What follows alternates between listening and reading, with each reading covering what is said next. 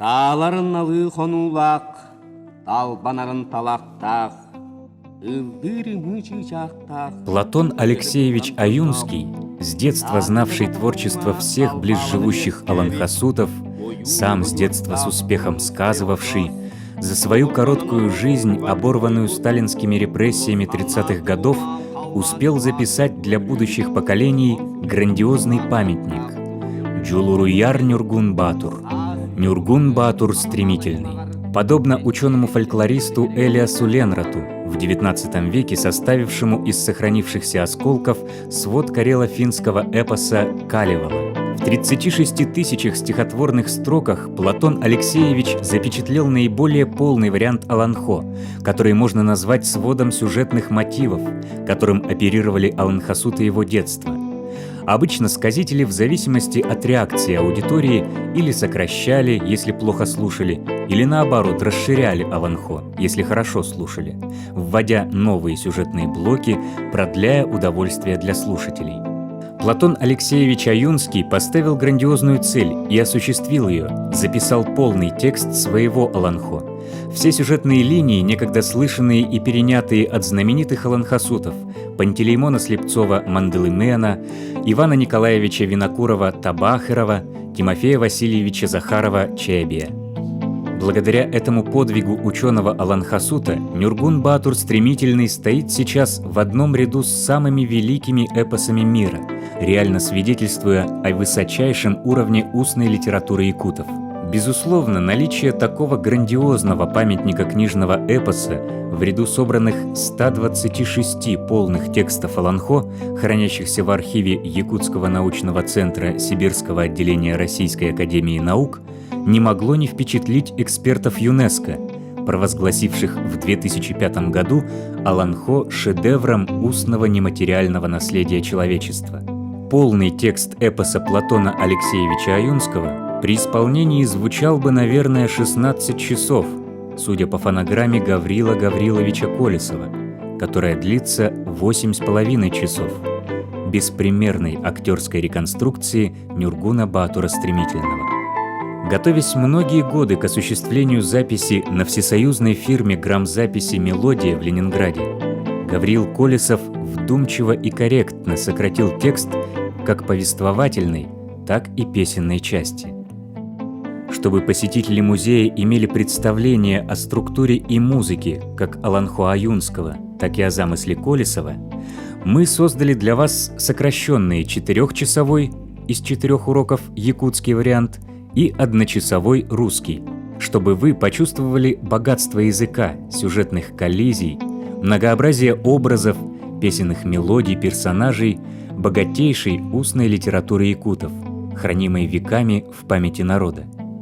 Да, жили без компьютеров, без книг, без телевидения и радио, и театра. Но приходил аланхасут, собирались люди, готовили дрова на весь вечер и ночь, чтобы не выходить за ними на улицу, не прерывать разворачивающихся перед внутренним взором каждого картин, происходящих в 3 мирах Вселенной, во времена первотворения, когда были спущены с небес герои-первопредки, первые якуты.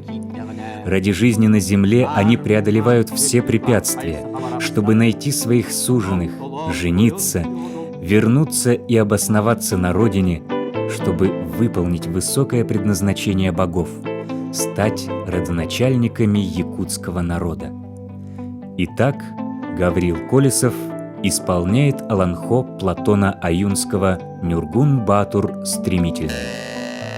Былыргы был жахтақ жылым бұрал ер бұрамамындатығыр, ұрыққоқ суғылақ жылым улар ер ұлағат күдер.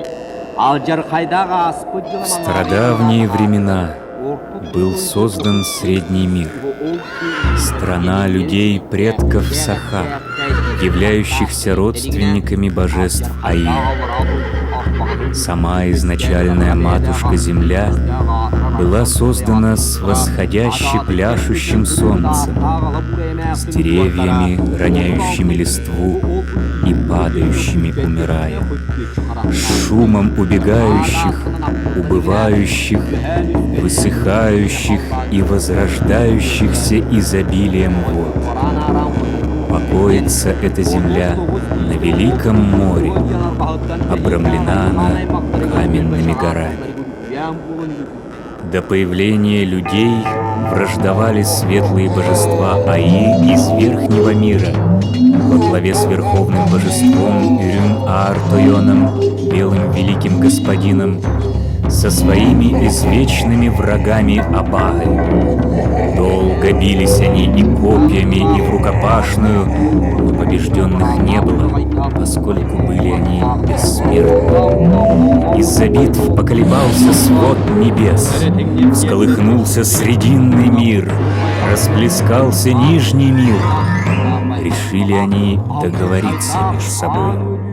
Рожденные для разбоя Абагой Верхнего мира во главе с Улу-Туяр Улу-Суарун-Тойоном, великим надменным вороном-господином, покровителем шаманов, зная, что люди Аи всегда будут мстить за их злодеяния, что волкам с собаками в дружбе не жить, поселились вдали от людей и ушли на южное небо, где в обратную сторону тучи бегут.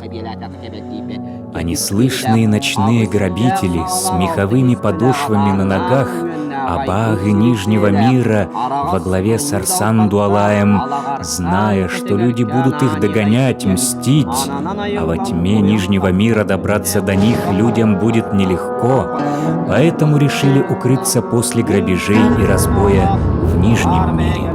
Главы названных 3 родов, обитатели Вселенной, зная неподкупность богов судьбы Адунбис, Чинысхан, Джилгатойон, выбрали их судьями, вершителями судеб обитателей всех 3 миров, которые поклялись наказать всякого, кто попытается пошатнуть опорную ось кружащихся 3 миров.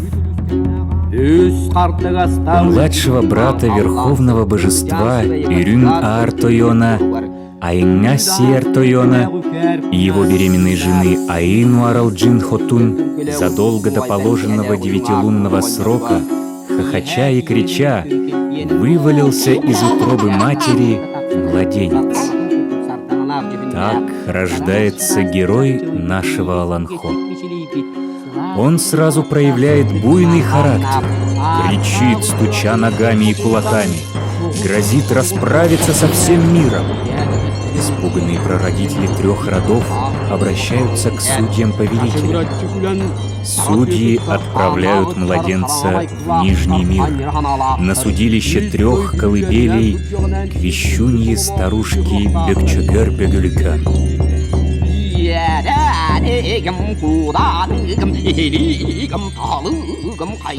Даганка, предсказывая, поет: «Губи, круши, дави, души всех живых и добрых, злых людей со среднего мира. Все их племя прахом развей». То есть предвидит, что рожден небожитель такой силы, что может разрушить все миры, уничтожить все живое. Опасаясь буйного нрава новорожденного, боги велят привязать его чародейным арканом к 8-гранному столбу, который находится на как вихрь кружащейся железной горе с краю слоисто-белых небес.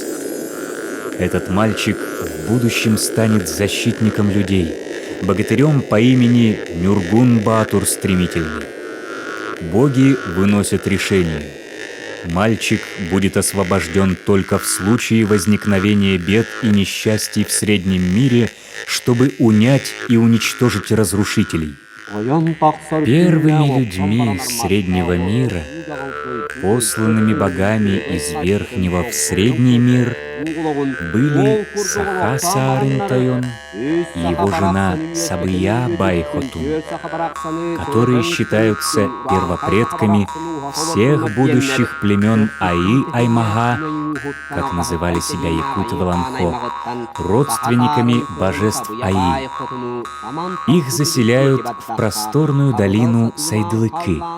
Когда у Сабыя-Байхотун начинаются роды, она призывает богиню родов Аигыт.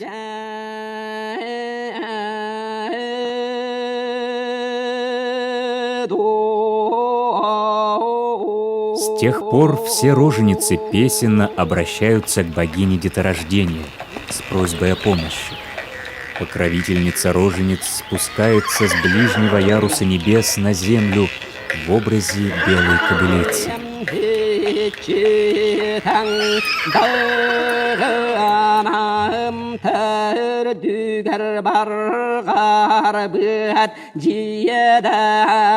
У Сабыя Байхотун рождаются близнецы – мальчик и девочка.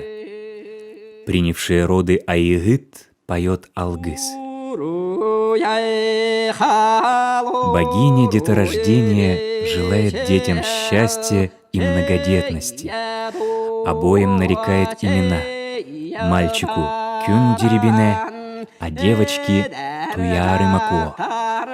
На третий день после родов богиня, снова обернувшись белой кобылицей, улетает на белом облаке.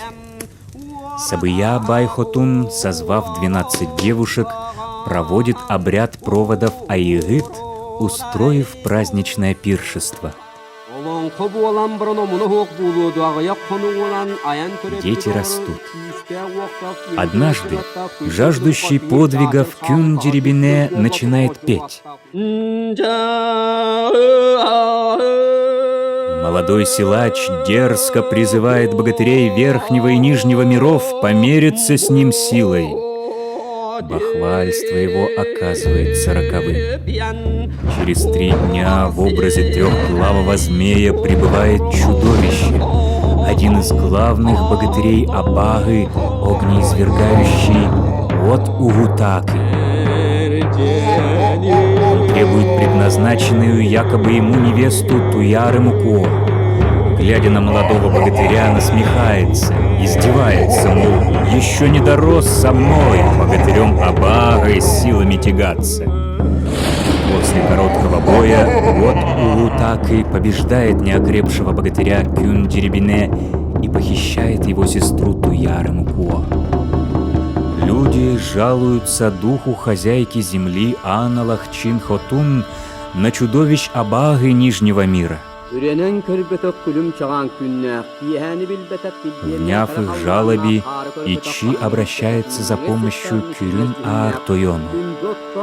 И вот тут дается высочайшее распоряжение освободить Нюргун-Баатура Стремительного для защиты Средней Земли. Верховное божество повелевает спустить Нюргуна в Средний мир, на просторы долины Каладыкы, вместе с сестрой Айталынкуо. Родители не решаются отправить дочь одну с Нюргуном, который все время будет находиться в боях и походах, поэтому они посылают с дочерью еще и своего младшего сына Урюн-Уалана. Старшая дочь небожителей, шаманка Верхнего мира Аи-Умсур-Удаган, освободив брата Нюргуна, на черной туче спускается с ним в Средний мир. А старший брат, небесный богатырь Мюльджубеге, также на черной туче прибывает с младшими Урюн-Уаланом и Айталынкуо в Средний мир, в долину Каладыкы, где для них уже построен дом.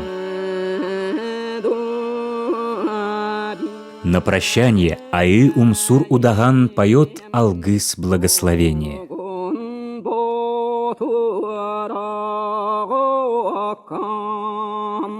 Она обещает в трудные минуты свою помощь.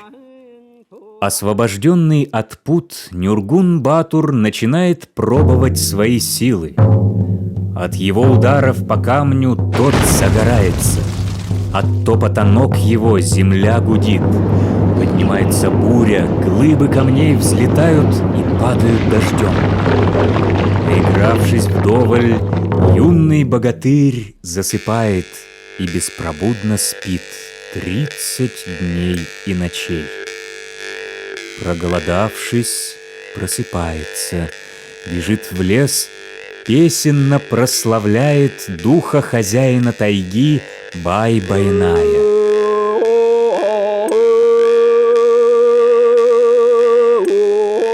Он просит покровителя охоты подарить ему зверя. Веселый хозяин лесной, Прославленный Бай-Байнай, довольный вежливым обращением героя, хвастливо отвечает. Он сообщает, что дарит столько дичи, сколько проситель в силах поднять, сколько до дому сможет донести.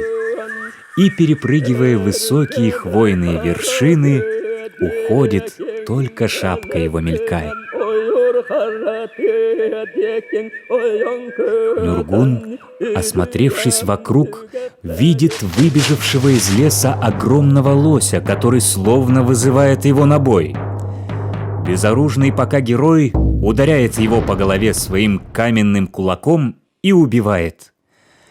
Так у Нюргуна появляется первая одежда из шкуры лося, мясо которого он приносит домой. На утро во дворе Нюргун видит привязанного к коновязи Серге, ниспосланного ему с небес коня богатырского, Джурахара. 30 дней он объезжает коня, который признает таки в нем своего предназначенного хозяина. Затем на коне Нюргун отправляется к кузнецу Китай-Бахсилану. Кузнец выковывает для него богатырское оружие и железные богатырские доспехи. Вооружившись, Нюргун-Ботур поет боевую песню-клятву.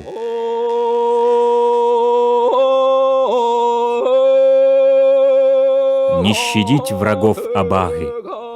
Однажды утром Нюргун-Батур песенно сообщает брату о своем сне. В образе белого стерха пролетала душа Туяры Мыкуо, невесты, предназначенной судьбой ему, Ирюн-Уалану. Она плакала и просила о помощи. Ирюн-Уалан немедленно отправляется освобождать свою невесту. Отъезжая, оглядывается и видит ичи земли родной страны Ан-Алахчин, которая совершает ритуальный обряд гадания на ложке тюарех. Ее гадание предвещает поражение молодого богатыря. Ложка 3 раза падает вогнутой стороной вниз.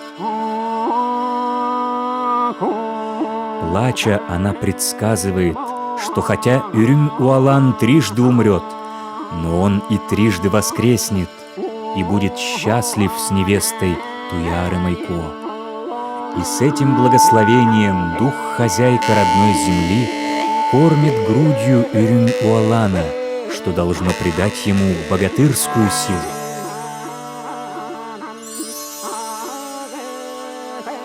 После отъезда молодого богатыря вдруг в образе чудовищной восьминогой твари прибывает богатырь Абагы Нижнего мира, имеющий 3 тени — Эгэх-Харбыр.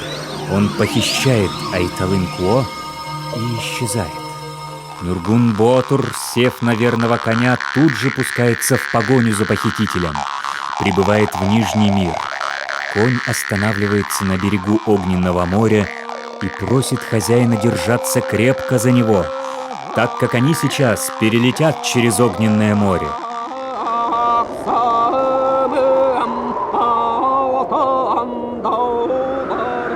Перелетев, они прячутся в засаде.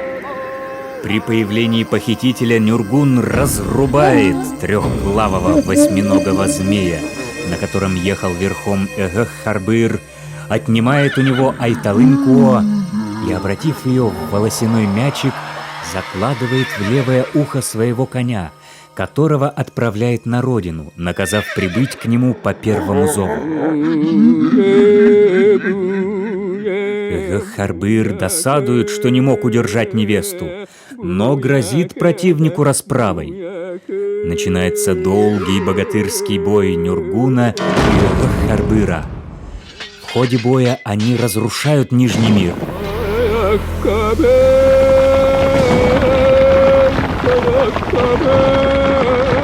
Глава Нижнего мира Арсан-Дуалай обращается к повелителям высоких небес. Он просит послать 3 небесных стражей, чтобы они, связав обоих дерущихся богатырей, отправили их на золотую священную гору, где рождаются солнце и месяц, где нежится молодая луна за серебряной горой, где играет солнце-дитя за золотой горой. По указу владык судьбы небесные стражи выпроваживают богатырей. Но и там бой богатырей приносит разрушение.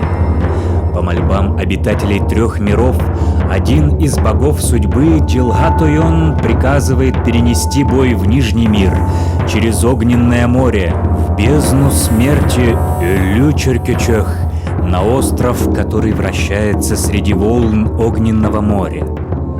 На острове Утёси могут уместиться только 2. Обессилев от боя, богатыри призывают на помощь своих сестер-шаманок.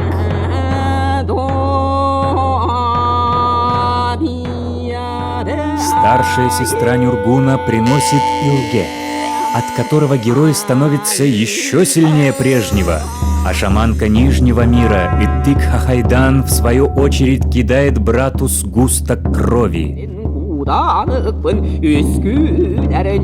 Богатырь Абагы также восстанавливает свои силы. Харбыр сбрасывает Нюргуна головой вниз в море, но Айы-Умсур ловит его своим бубном. Потом герой сбрасывает богатыря Нижнего мира, и Иттик-Хахайдан тоже пытается поймать его бубном.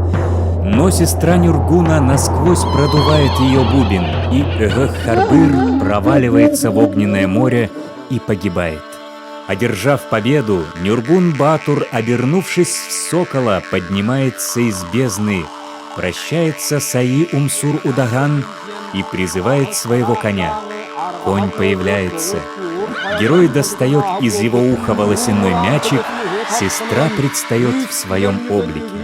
Затем защитник Среднего мира затыкает навсегда вход Артык в Нижний мир и отправляется с сестрой на родину. А что происходит с младшим братом Нюргуна? Ирюн-Уалан прибывает в богатую страну. Около роскошной юрты его встречают красавицы-девушки Аи с чуронами кумыса в руках и приглашают в дом отдохнуть с дороги. Ирюн-Уалан, не вняв предупреждению коня о коварстве оборотней девок Абагы, принимает приглашение. Как только он входит в дом и садится на почетные нары, они сразу разламываются надвое, и Ирюн-Уалан проваливается в бездну. Превратившиеся по приказу Уот-Угутаки в земных красавиц девки Абагы хохотом провожают его падение. Кто придет на помощь? Только верный конь. Конь Ирюн-Уалана взывает к небесам о спасении своего хозяина. По просьбе коня небесная шаманка Аи-Умсур освобождает своего младшего брата Ирюн-Уалана. Она спускает нить, свитую из золотого волоса их божественного отца. Едва солнечная нить касается Ирюн-Уалана, он оживает. По совету сестры 5-кратно перепоясывается нитью, и его вытаскивают из бездны. Старшая сестра уговаривает его вернуться домой, но богатырь отказывается и, превратившись в сокола с бубенцом на хвосте, летит над огненным морем Мускудулу и спускается в Нижний мир прямо к железному дому Уот-Угутаки и вступает с ним в бой. Уот-Угутаки, превратившись в огромного огненного змея, обвивает сзади героя и начинает высасывать из него кровь. Но Ирюн-Уалан проявляет находчивость, предложив породниться. Просит руки его сестры Кыс-Кыс-Кайдан. Девка Абагы очень счастлива. Она поет, что многих богатырей-женихов отвергала, только его и ждала. Обрадованный Уот-Угутаки освобождает Ирюн-Уалана. Когда Уот-Угутаки отправляется добывать еду для свадебного пиршества, Ирюн-Уалан обманом убивает Кыс-Кыс-Кайдан и пытается освободить Туяры-Мукуо. Но вернувшийся от Угутаки в бою легко побеждает его. Богатырь поет свою предсмертную песню.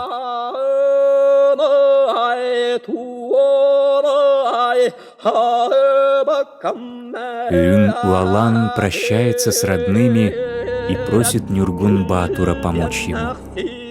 Богатырь Абагы убивает его.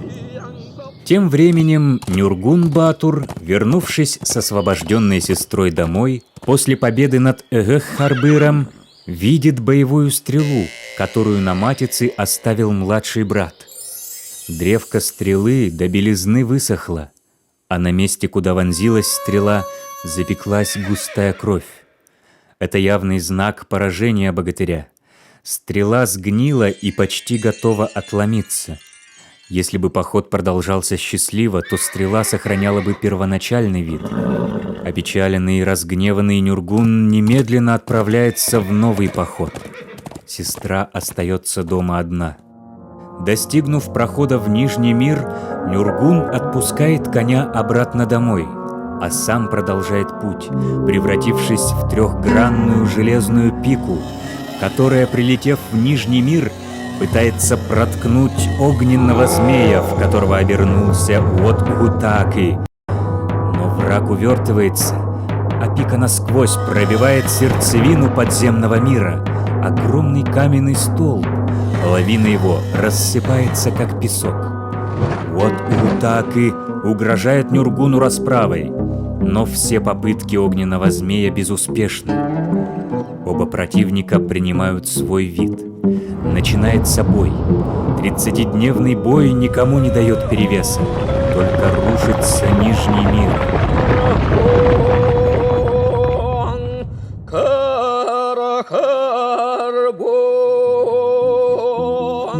Нюргун предлагает сделать перерыв, чтобы выспаться этак 30 дней.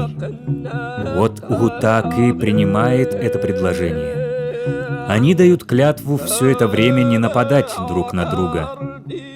После этого вот Угутаки сразу же засыпает, а Нюргун отправляется на поиски пленных, заточенных богатырем Абагы, слышит голоса и женский плач.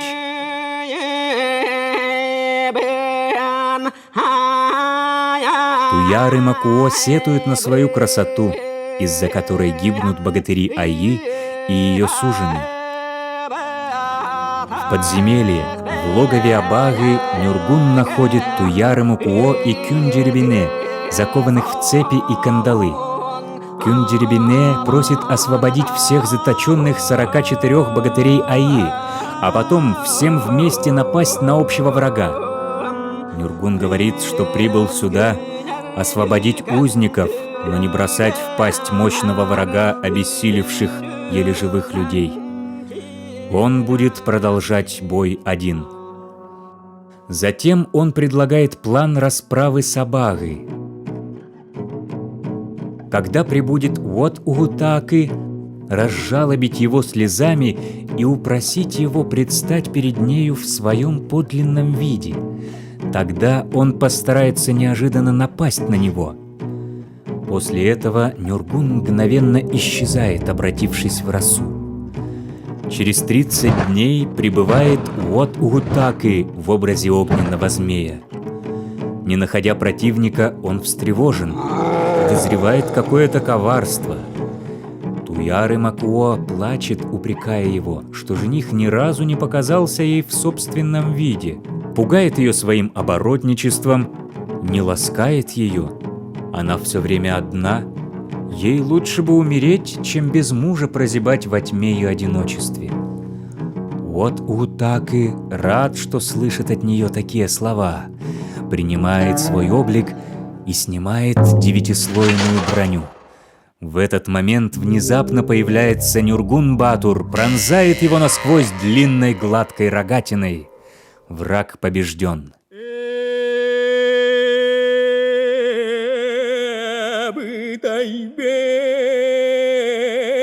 В предсмертной песне Уот-Угутаки просит Нюргуна добить его.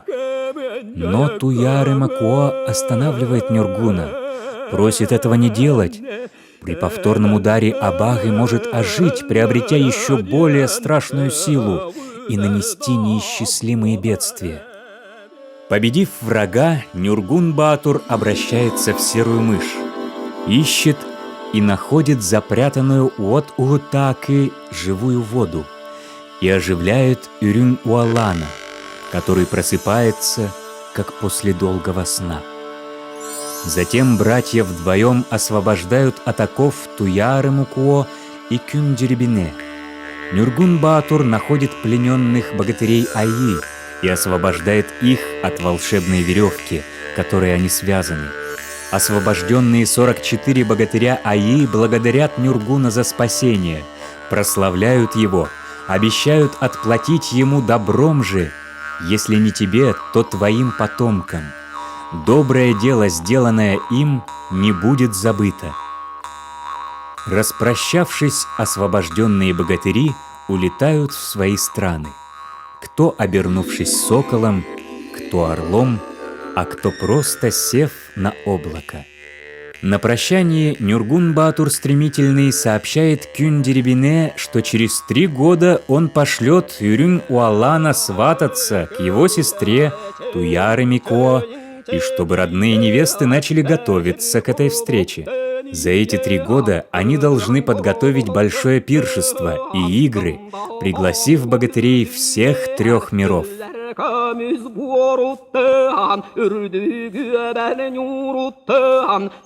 Через 3 года Үрүн-Уалан с Нюргун-Баатуром прибывает к Саха-Саарың-Тайону и Сабыя-Байхотуну и сватается к Туяры-Микуо.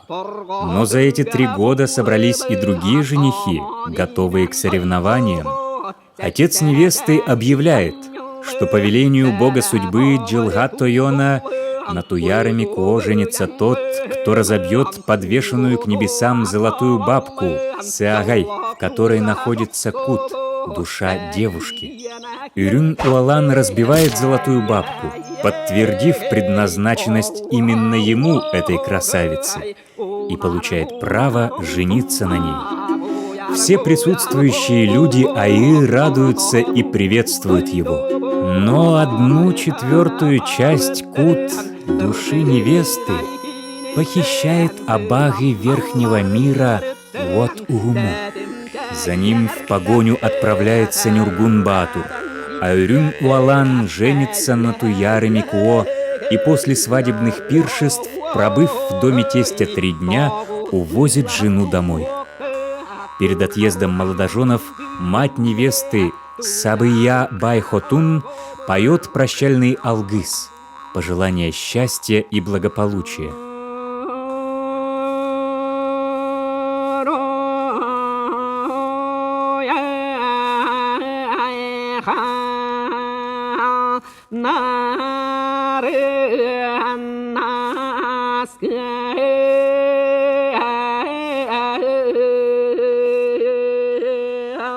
Үрүн-Уалан с женой прибывает домой. 9 суток в долине Каладыкы продолжается свадебное торжество. Но на исходе 9-й ночи Абаги Верхнего мира Уот-Угуму похищает таки Туяры-Мукуо. После бесплодных поисков, охваченный горем, Үрүн-Уалан теряет рассудок. А плененная Туяры-Мукуо была уже на 9-м месяце беременности. В этом состоянии женщины считались нечистыми. Так ей удается избежать домогательств похитителя. Уот-Угуму уходит добывать для нее еду, пригрозив после возвращения съесть ребенка. Оставшись одна, женщина поет, призывая Аигыт.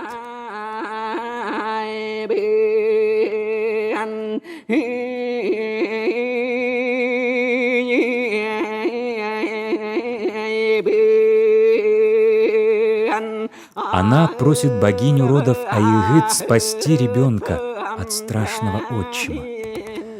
Прибывшая Аигыт с помощью старухи Абаги Железная Дегеликен во время родов выкрадывает мальчика и прячет его в укромном месте в Среднем мире. Atçıgınan ahuri bilen bulbutun ere bultana habıt. O ki barak son onumanı biler bolat. Yühetten küsbütün bolları düdöttü ve rüsili kırığa karşı yühetten... Мальчик растет одиноко, добывая себе пищу охотой. Подросший, он отправляется искать родителей.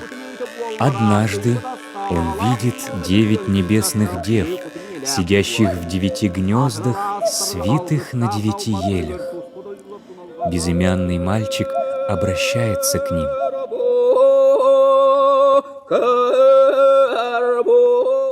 Он просит поведать о его происхождении. Небесные девы рассказывают ему о его многострадальных родителях, о его непобедимом дяде Нюргун-Батуре Стремительном и сообщают мальчику его собственное имя — Оготулаях, сирота. Пройдя дальше, он встречает белого стерха. Это перевоплощенная прекрасная богатырка Кис-Нюргун. Кис-Нюргун просит добрых небесных духов дать мальчику богатырского коня, богатырское вооружение и доспехи.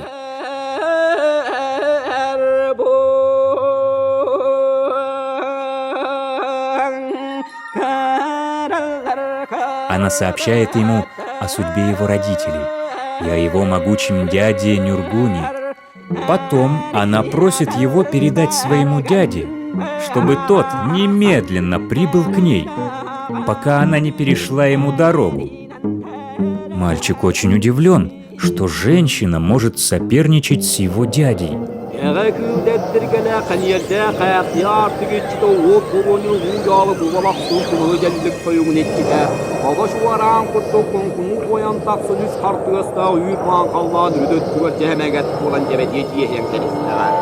По велению бога судьбы Джилга-Тойона небесные шаманки останавливают бурю и освобождают Нюргуна от волшебных чар, усыпивших его. Они сообщают ему, что для победы в предстоящих больших боях над равным по силе противником ему необходимо пройти богатырскую закалку, выкупаться в мертвой воде. Обернувшись в юркую железную рыбу преисподней, Нюргун купается в мертвой воде, от которой крошится каменный утес величиной с холм. После закалки Нюргун-Ботур сразу же отправляется к похитителю Туяры-Мыкуо и прибывает к Уат-Угуму в тот момент, когда тот только поднимался после падения во время неудачной погони за новорожденным сыном Туяры-Мыкуо, убегавшим к спасительнице богини Аегыт. Нюргун-Ботур требует вернуть жену брата, но Уат-Угуму не желает. Начинается бой. Воюющие богатыри наносят такие неисчислимые бедствия земле небесной Хабагы, что их повелитель Улу-Суарун-Тойон жалуется божествам.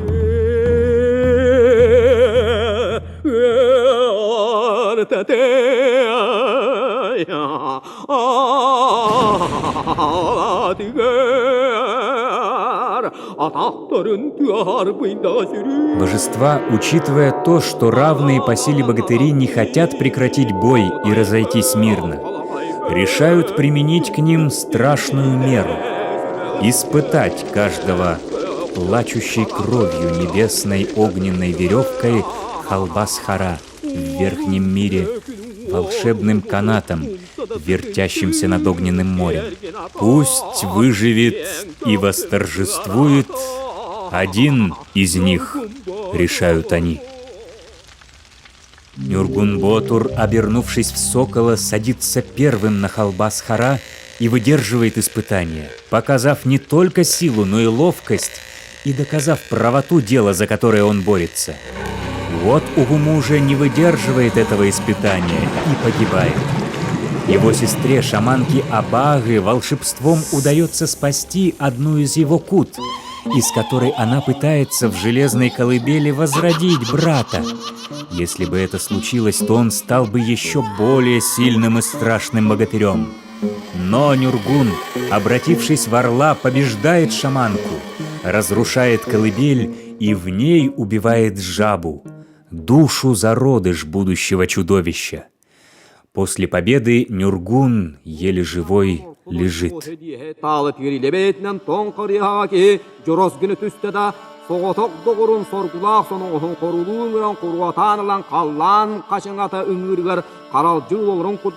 В это время Огот-Улаях находит отца и, взяв благословение, отправляется на поиски матери. Он находит ее в верхнем мире, в логове Уот-Угуму. Вместе они находят обессилевшего Нюргун-Ботура. Туяры Макуо, приоткрыв рот богатыря, благословляя, сцеживает из своей груди молоко, что придает сил богатырю. Огот-Улаях передает дяде слова Кыс-Нюргун. Нюргун-Батур, благословив племянника, наказывает, чтобы тот поскорей увез свою мать на родину, и сообщает, что судьбой ему в невесты предназначена девушка Хачилан-Куо, и чтоб Огот-Улаях быстро за ней отправлялся, ведь богатырь Нижнего мира Тимир-Дибердан уже едет к ней свататься.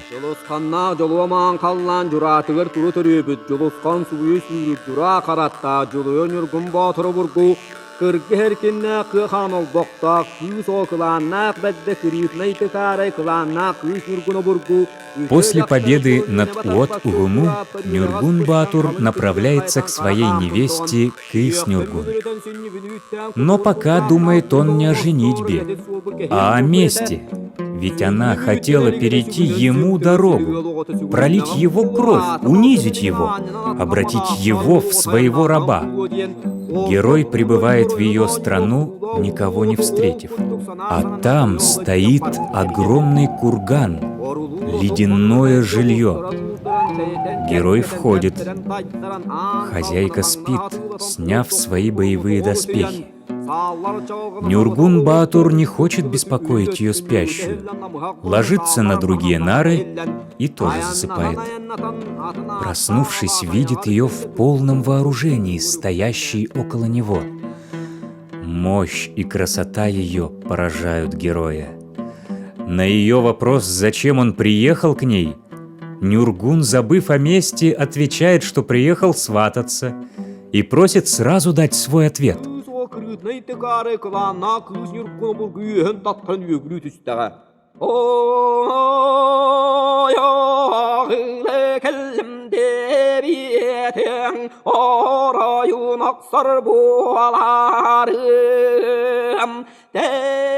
Кыс-Нюргун напоминает, что всех своих женихов она испытывает и до сих пор всех побеждала. Она предлагает и ему побороться с ней, сказав, что все будет зависеть от результата этой битвы, и предупреждает, что в случае ее победы Нюргуну придется убраться восвояси. Побеждает Нюргун. Девушка-богатырка обижается, что он унизил ее достоинство, бросив ее озимь, и вызывает снова его на бой. Нюргун-Баатур удивлен поведением невесты. Он напоминает ей, что у него нет наказа от богов обижать людей Аи. Он не может драться с невестой, приехав на ней жениться. Но она неумолима и начинается бой. Через 30 дней он ее побеждает и бросает озимь. Но обладавшая даром перевоплощения Кыс-Нюргун улетает, превратившись в дым, и сообщает, что будет искать защиту у богатыря-волшебника Алып-Хара, и предлагает Нюргун-Баатуру попробовать догнать ее. Жених немедленно пускается в погоню за ней на своем вороном коне. Но на берегу Смоленного моря его верный друг останавливается и человеческим голосом поет, что не может дальше идти. Нюргун, отпустив коня в средний мир, оборачивается в стальное копье и перекидывается через море. Перелетев на тот берег, превращается в шмеля и летит в логово Абагы. Прибыв к Алып-Хара, Кыс-Нюргун просит у него защиты от преследующего его богатыря Аи. Паукообразное чудовище очень радо.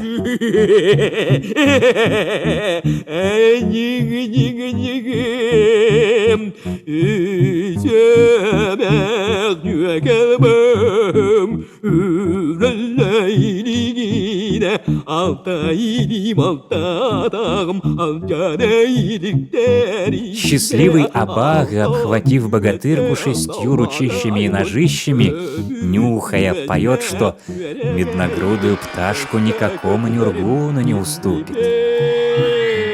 Герой очень возмущен поведением Кыс-Нюргун и собирается тут же вступить в бой с Алып-Хара. Но в этот момент он видит брата, предназначенной ему невесты, богатыря Хан-Джаргыстая, ввергнутого Алыпом-Хара в огненную трясину.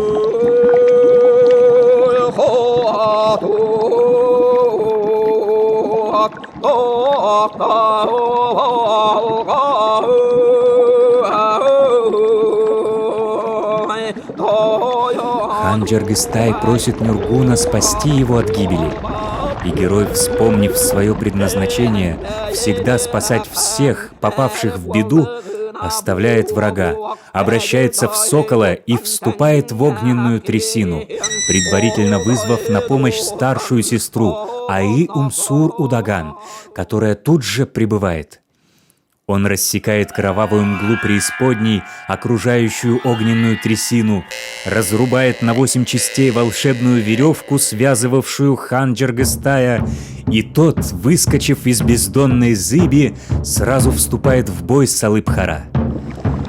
Черная топь окутывает теперь самого Нюргуна кровавым маревом, а волшебная веревка мгновенно обвивается вокруг его тела 8 раз. Нюргун-Баатур, опираясь на 2 прочные нити, образованные излучением глаз его старшей сестры, небесной шаманки Аи-Умсур, разрубает волшебную веревку и выскакивает на твердую землю. 2 богатыря быстро побеждают волшебника Алып-Хара. Они счастливы. Их радость не разделяет лишь Кыс-Нюргун.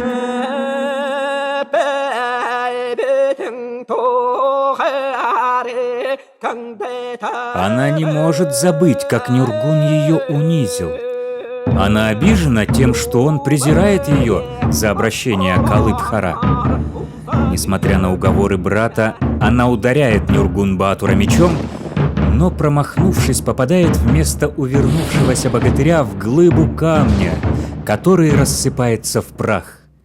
От силы ее удара поднимается кровавое пламя, на небе сверкают могучие молнии, раздаются 3 удара грома. Жених и невеста без отдыха бьются 30 дней.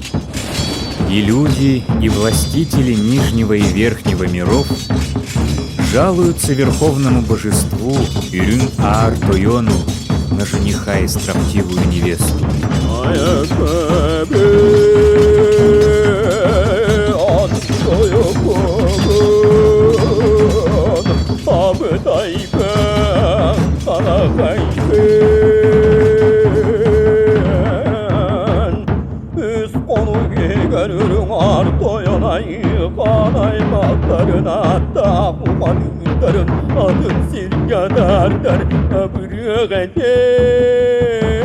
Люди Среднего мира возмущены, что разрушение и гибель наносят как раз те, кто предназначен спасти их от зла и бедствий.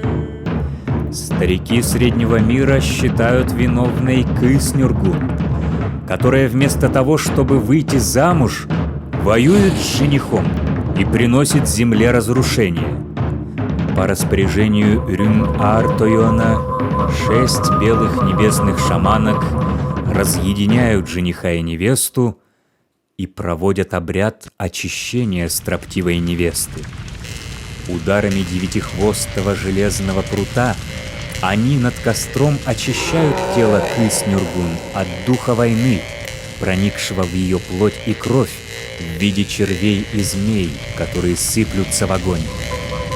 Затем небесные удаганки оживляют Кыс-Нюргун божественной влагой. Кровь и плоть ее очищены от духа воинственности. В мирном облике она становится еще прекраснее. Шаманка Аи-Умсур сообщает всем, что Хан-Джаргыстаю и Айталын-Куо суждено пожениться.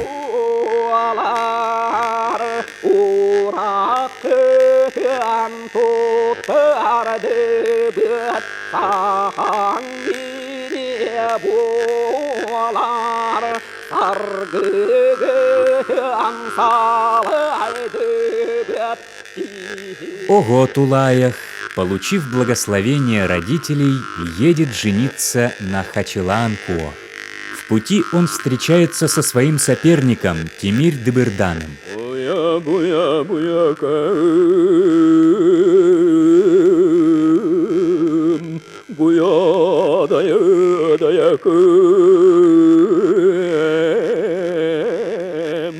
В завязавшемся бою Темир-Дебирдан побеждает Ого Тулаяха.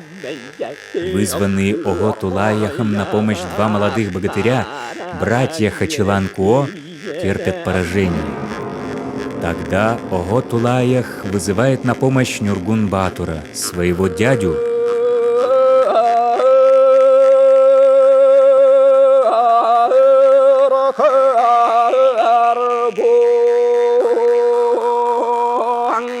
На помощь прибывает Нюргун-Батур стремительный и Кыс-Нюргун.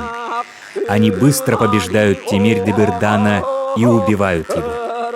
После победы над Абагой Ого Тулаях с молодыми богатырями, братьями невесты, отправляется свататься к своей суженой Хачеланкуо. Нюргун-Батур со своей невестой Кыс-Нюргун, а также Айталынкуо со своим женихом Хан-Джаргыстаем едут домой.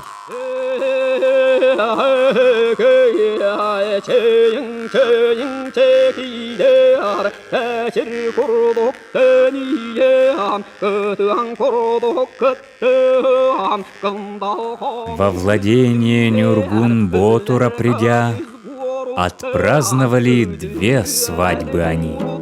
Справили небывалый пир. Так на благодатной средней земле, изобилием всяческим одарен, неколебимой судьбой наделен, дружной семьей окружен. Счастливо жил, говорят, защитник народа Саха, богатырь могучий Нюргун-Батур.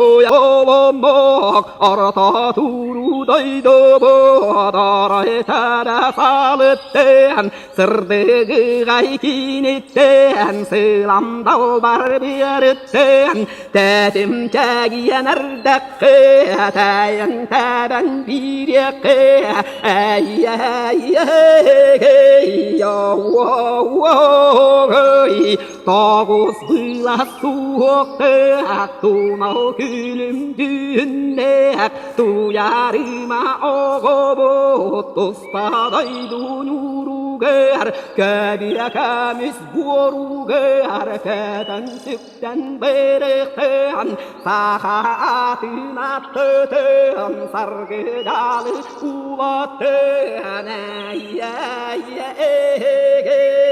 oh, oh, oh, oh, oh,